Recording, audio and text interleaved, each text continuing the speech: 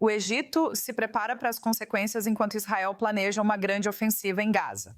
Segundo a mídia do Catar, o Cairo reforçou tropas na fronteira leste, temendo que até 1 milhão de palestinos sejam deslocados para o sul e que Israel tente empurrá-los para a passagem de Rafiat, no Egito. Autoridades afirmam que a medida visa deixar claro: o Egito não aceitará muitos refugiados nem soluções humanitárias que comprometam seu território e segurança. Para explicar, chamo nossa correspondente sênior no Oriente Médio, Ariel Ozaran. Sabe, Ariel, antes de tudo, o que você está ouvindo, de autoridades egípcias e da mídia regional sobre as linhas vermelhas do Cairo em relação a um possível empurrão de refugiados pela fronteira, especialmente diante do que vimos ser um esforço muito, muito forte dos mediadores egípcios para que o Hamas aceitasse o acordo que está agora sobre a mesa? Sim, o Egito definiu 2 linhas vermelhas. Primeiro, nenhuma deportação de palestinos, seja voluntária ou não, e nenhum empurrão deles para a fronteira egípcia. Eles temem um segundo caso, o que forçará cerca de 1 milhão de habitantes de Gaza à fronteira. Por isso, desde o início da guerra, vimos o Egito reforçar a fronteira com Rafah no corredor Filadélfia.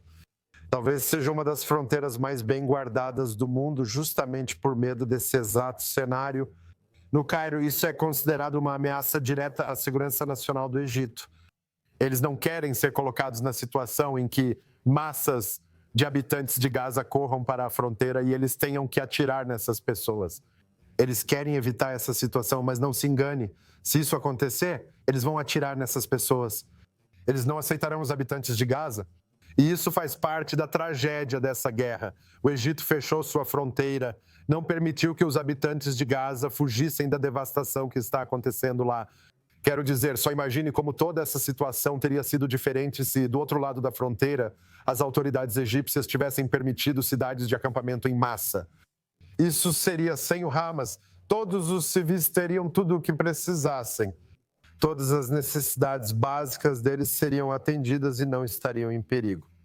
Mas o Egito impediu isso, o que também limitou Israel, colocando Israel nessa situação de ficar brincando com a ajuda, indo de uma área para outra. A posição do Egito também impôs restrições militares a Israel.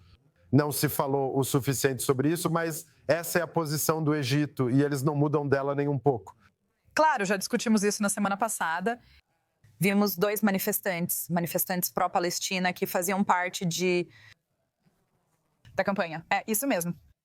Essencialmente, foram arrastados para dentro da missão do Egito na Organização das Nações Unidas, em Nova York, e agredidos, espancados. Estamos começando a ver mais pessoas se manifestando contra o Egito. Mas sabe qual é a questão? Explique isso para os nossos telespectadores. Por que o Egito é tão contra permitir que esses civis palestinos entrem em território egípcio no Sinai, com, claro, a esperança de que possam retornar quando essa guerra acabar? Porque é justamente a suposição no final da sua pergunta que enfraquece toda essa questão. Para o público egípcio, qualquer movimento para abrir as fronteiras e permitir que os habitantes de Gaza saiam, mesmo que seja para a própria segurança deles, é visto como uma deportação dos habitantes de Gaza. Isso é visto como um grande golpe para a causa palestina, que infelizmente prejudica, antes de tudo, os próprios palestinos. Isso é realmente uma faca de 2 gumes para os palestinos que eles não conseguem suportar. Quem aceitar será visto como alguém que os prejudica, então não aceitarão. Essa é a absurdidade da situação atual. Mas é assim que a Rua Árabe vê a causa palestina.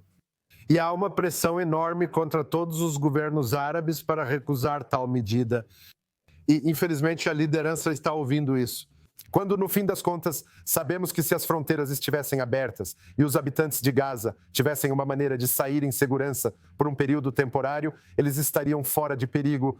Você está ouvindo isso das suas fontes em Gaza, de fontes palestinas que estão lá? Isso, se a fronteira estivesse aberta, eles iriam embora.